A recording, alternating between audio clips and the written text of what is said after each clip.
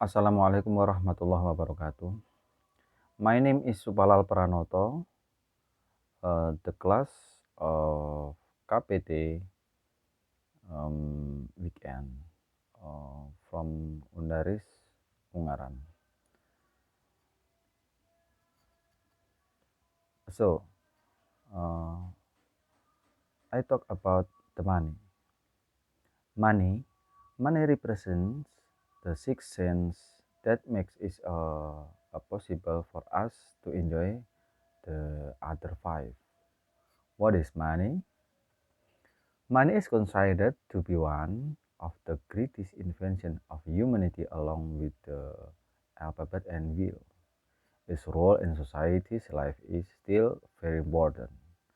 As Shakespeare wrote, gold makes white out of black and a hero out of a coward. So what is money? Money is anything used by a society to purchase goods and services or resources. The member of the society receive money for their products or resources. Then they either hold that money or use it to purchase either products or resources when and how they see fit. Before money was in general use, people trade goods and services for either goods and service. The system of the exchange of goods and services without the use of money is called barter system. For example, one family may raise vegetables and herbs on a plot of land, and another may weave cloths. To obtain food, the family of weaver trades cloth for vegetable, provided that the farming family is in need of clothes. The trouble with barter is that the two parties in an exchange must need each other each other's products at the same time, and the two products must uh, be broadly equal in value.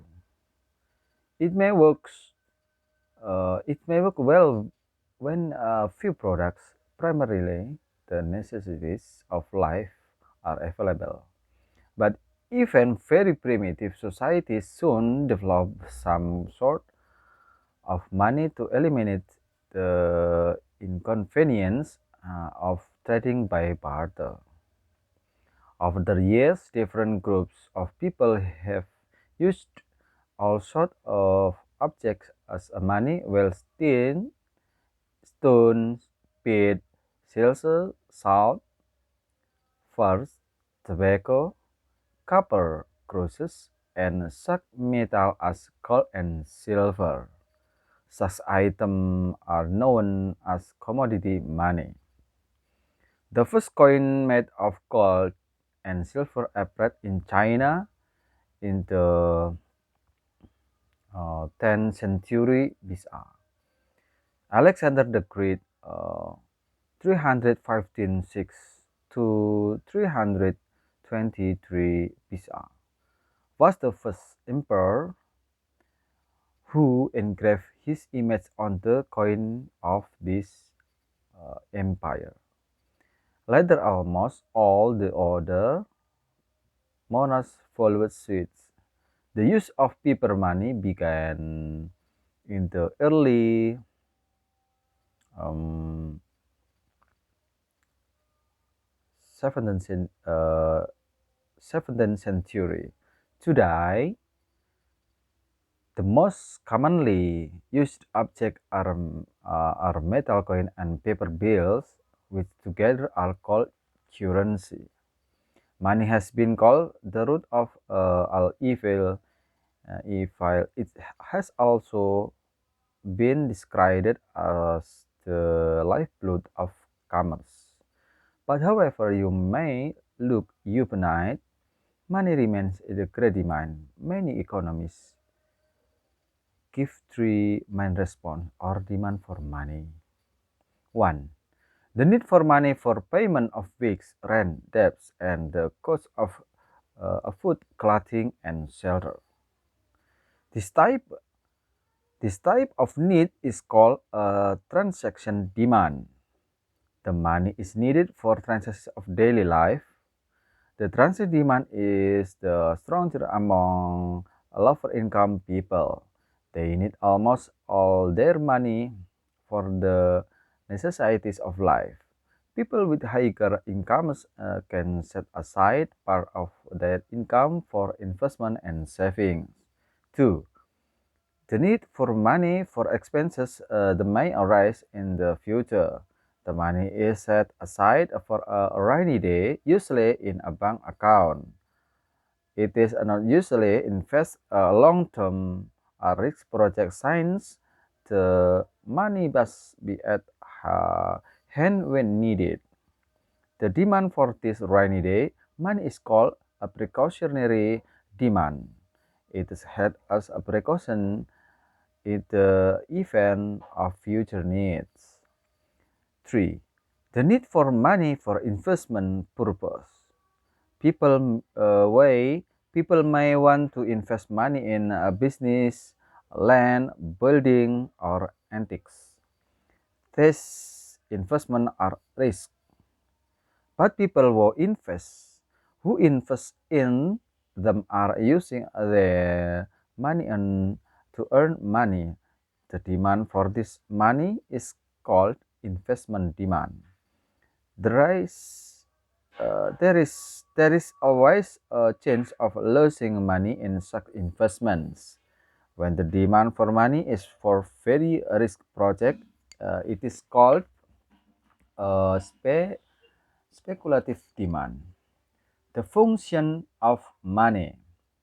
We have already noted that money aids in the exchange of goods and services for resources, and it does, but that's a rather general way of stating money's function. Let us look at uh, three specific functions of money in any society. One, money serves as a medium exchange. A medium of exchange is anything that is accept as payment for a product and resources. This definition looks very much like the definition of money, and it is meant to because the primary function of money is to serve a medium of exchange. The key word here is accept. As long as the owner of products and resources accept money in an exchange, it is performing a dysfunction. Of course, these owners accept it because they know it is acceptable to the owner of either product and resources, which key may wish to purchase. For example, the family in our earlier example can sell their vegetables and use the money to purchase cloth from the weaver. This eliminates the problems associated with the barter system. 2. Money serves serves as a measure of value a measure of value. It's a single standard or yardstick that use assign values to and compare the values of product and resources. Money serves as a measure of value because the price of our product and resources are set in terms of money. It is thus the common denominator that we use to compare product and decide which we shall buy. Imagine the difficulty you would have in deciding whatever you could afford. Say a pair of shoes if it were priced in term and yard of cloth or pounds of vegetables, especially if your employer happened to pay you in toothbrushes. 3. Money represent money represent a store of value. Money that is received by an individual or firm need not be used immediately. It may be held and spent later. Hence, money serves a store of value or a means of for designing and accumulating wealth. This function of money comes into play whenever we hold on to money in a pocket, a cookie jar, a saving account, or whatever. Value that is stored as money is affected by fluctuation in the economy. One of the major problems caused by inflation is a loss of store value. As prices go up in inflationary period, money loses value. Suppose you can buy a Sony stereo system for $100, then we may say that your $100 now has a value equal to the value of that system.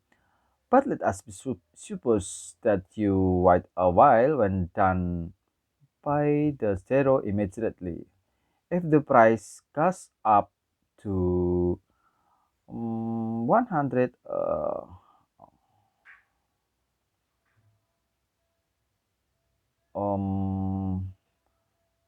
1.100 in the mention because of inflation, you can no longer buy the stereo with your uh, $100.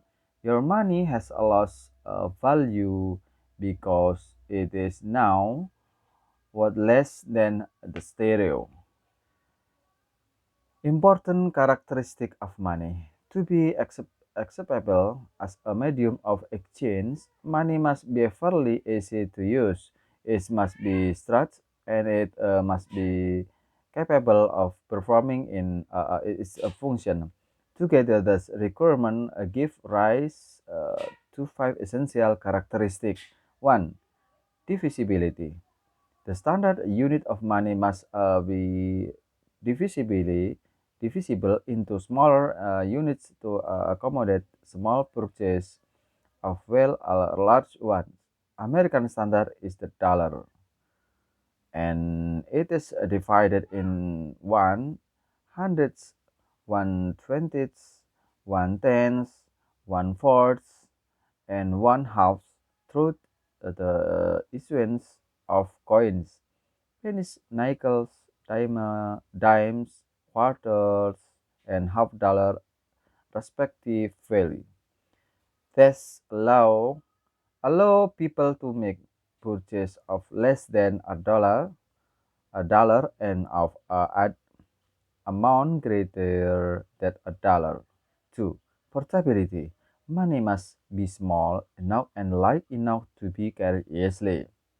For this reason, paper currency uh, is issued in lower denomination.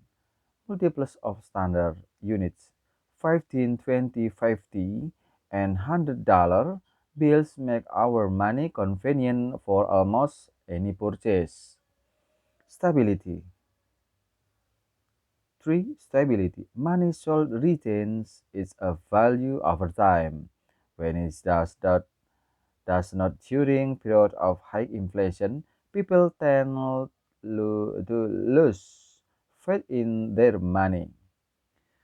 When it does, they may then turn to other means of storing value, such as gold and jewels, work of art, and real estate.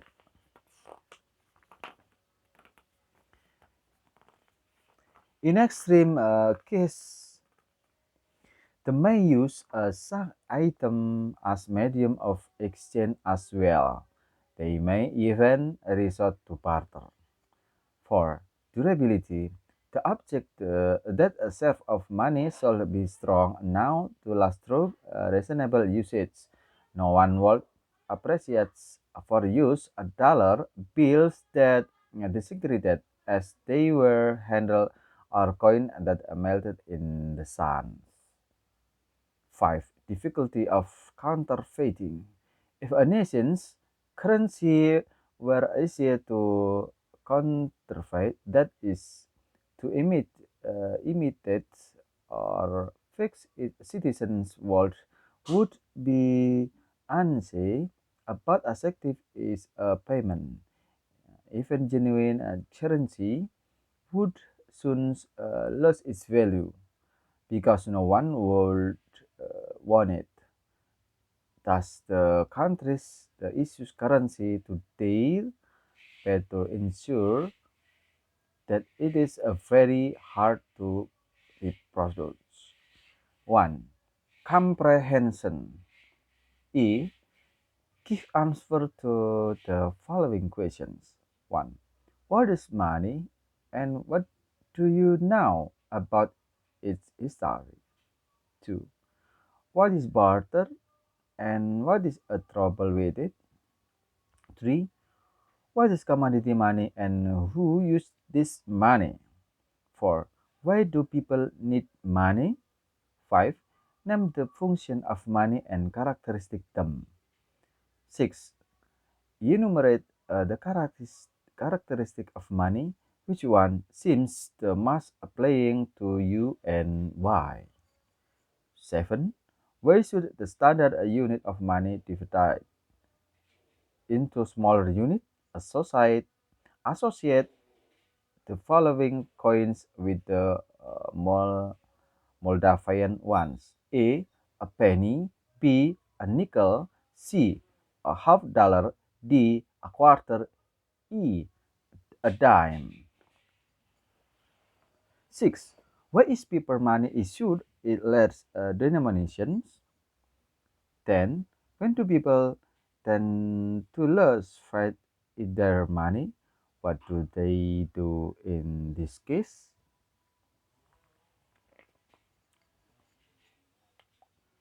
12. Why do issues of currency make it very hard to be reproduced?